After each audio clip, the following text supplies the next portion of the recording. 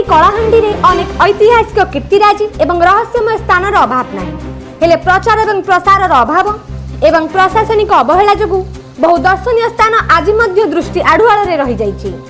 एही भली एक कीर्तिराजी देखिबाकू मिलिछि कलाहांडी जिला जूनागढ़ ब्लॉक अंतर्गत राजपुर ग्राम पंचायत चारबाटी गाँ पोईगुड़ा बंधपट ठारे चिरस्रोता कुसुमजोर नदीकूल अवस्थित यह मंदिर सापगंडा शैवपीठ भाव में परिचित।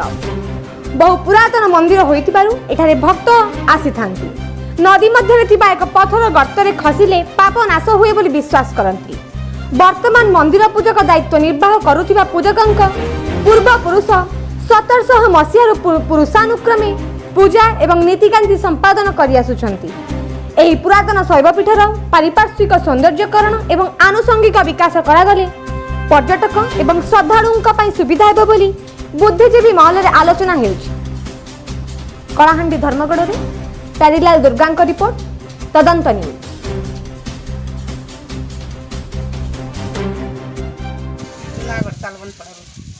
अच्छा सांपंडा मंदिर आपन केबे ठारो आसुछ?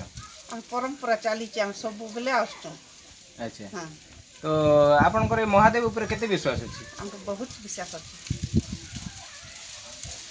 अच्छा सांपंडा मंदिर रो आमे जेन सुनवा पाउछु बहुत दूर दूरांत लोक आसिकरी सब जेते दुख कष्ट जणाले सब निगन क्यों रुचे बोले ता ऊपर आपन काना कहबे? सब दुख जणाले हम दुख कष्ट दूर ही होचे सब काम कार्य सफल होचे। तो बापा आदि मदन थाना नागे केबे केबे जे मते कहले पारे मंदिर रेट अछि त माने 1717 मसिया 1717 मसिया रो एठी पूजा होछि। एठी पूजा होछि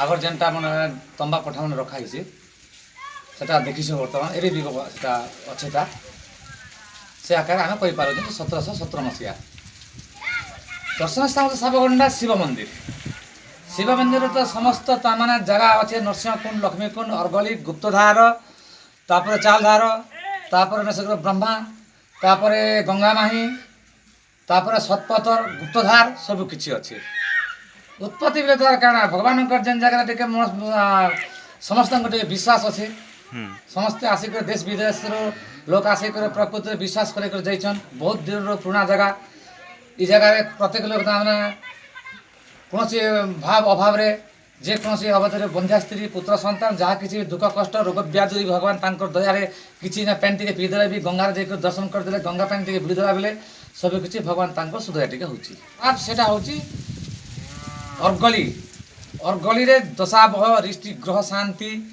बंध्या स्त्री जे कौन रोग व्याधि लगे भी सीधा अर्गली रे तार ऊपर अच्छे नरसिंहकुंड रे गंगा स्नान करी अच्छे रामेश्वर महाप्रभु ऊपर अच्छे तामने खोसा महादेव रोग व्याधि जेनटा खोसु दादू जेनटा चर्म रोग बना ताको तामने विनाश हुए आउ जेठी अच्छे गंगा पानी ढाढा पड़ुचे से गंगा पानी पड़वा लोके होची गंगा माई अछन गंगा माई रे जेकोसी दोष अपराध लगी गंगा रे बुड़ी कर गंगा के तामने पानी संकल्प करी पानी तामने पूजक पानी झिराझिरी कला तांकर दोषा भव रिष्टि शांति तापर अच्छे अर्गली पाक तामने एटा सत्य पथर से पथर सुरुंग रे गली करी बाहर को जीवाटा ठीक।